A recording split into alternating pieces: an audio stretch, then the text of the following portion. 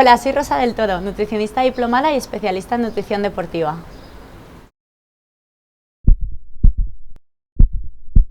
El principal problema que tenemos siempre los corredores es cómo organizar las comidas cuando tenemos que entrenar, con nuestros horarios de trabajo, no sabemos qué tenemos que comer antes, qué tenemos que comer después. Y al final es organizarse y planificarse.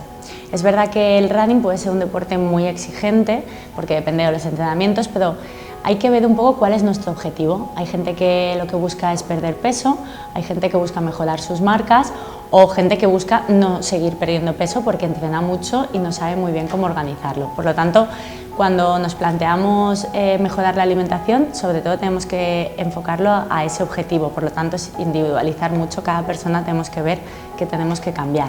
Y esto de mejorar la alimentación no es hacer dieta, no nos vale la dieta que vemos en las revistas o que vemos en la televisión. A veces es más mejorar la conciencia nutricional, es decir, cambiar hábitos o mejorar algunos hábitos que ya tenemos. Por ejemplo, organizarnos, como decía, la planificación nutricional de toda la semana. Todo empieza en la nevera. Si hacemos bien la compra, si tenemos en la nevera lo que nos va a hacer falta, cuando lleguemos a casa a las 9 de la noche después de hacer unas series, tendremos lo que nos hace falta. Si no, es cuando pedimos comida para llevar o cuando buscamos algo, o comemos cualquier cosa.